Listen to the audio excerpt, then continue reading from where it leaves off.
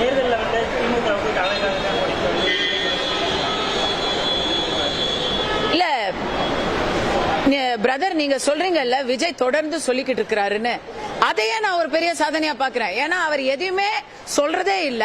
எதையாச்சும் எப்ப சொன்னாரு, தொடர்ந்து கடைசியா எப்ப சொன்னாரு, மாநாடு ஒரு தரம் வந்து பேசுறாரு, அதுக்கப்புறம் திருப்பி கம்முன்னு சைலண்டா இருக்கிறாரு. திருப்பி அடுத்த மாநாட்டுக்கு தான் அவர் வருவாரு. அப்போ அதே டெம்ப்ளேட் ஸ்பீச் தான் அவர் சொல்ல போறாரு.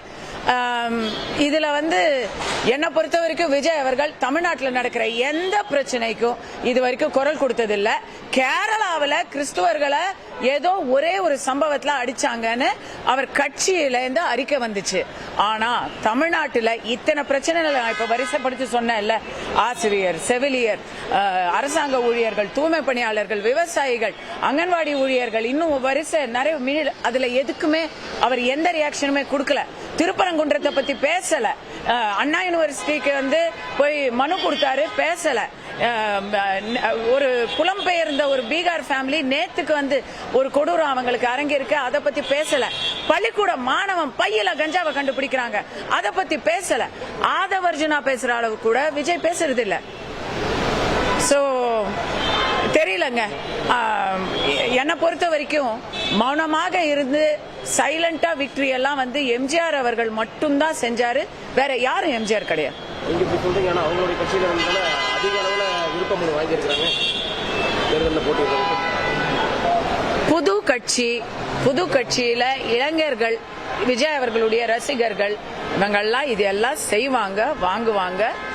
போட்டி போடணும், நல்லது. ஜனநாயகத்துல இதுக்கு எல்லாத்துக்கும் நம்ம கண்டிப்பா வரவேற்ப தருகிறோம், அதுல மாற்று கருத்து இல்ல. ஆனா விருப்ப மனு வாங்குறவங்க எல்லாரும் மனுவை தாக்கலும் பண்ண போறதில்ல, தாக்கல் பண்றவங்க எல்லாரும் போட்டியும் போட போறதில்ல, போட்டி போடுறவங்க எல்லாரும் ஜெயிக்கவும் போறதில்ல. ஜனநாயகத்துல மக்கள் தீர்ப்பே மகேசன் தீர்ப்பு. மக்கள் வெளியே வந்து ஓட்டு போடுறது மட்டும்தாங்க கணக்கு. அதை நோக்கி மட்டும்தாங்க இலக்கா இருக்கணும்.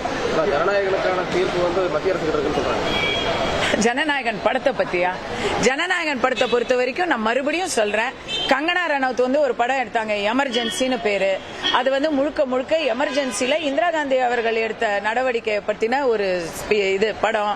அதுல வந்து பாஜகவுக்கு எந்த ஒரு எதிர்ப்பான கருத்தும் இருந்திருக்க வாய்ப்பில்லை. அவங்க சிட்டிங் எம்பி.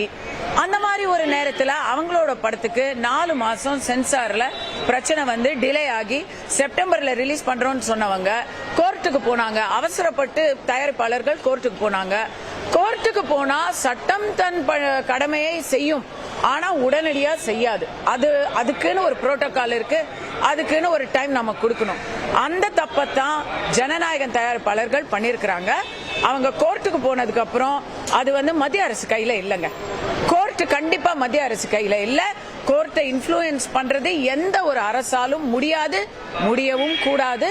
கோர்ட்ல இருக்கிற விஷயத்துக்கு நீங்க டைம் கொடுத்து தான் ஆகணும். இத வந்து கோர்ட்ல இருந்து அவங்க கேஸ வாபஸ் வாங்கிட்டு திருப்பி சென்சார் போர்டுக்கு வந்து அதுக்கப்புறம் நீங்க இந்த கேள்வியை கேட்டீங்கன்னா நியாயம்.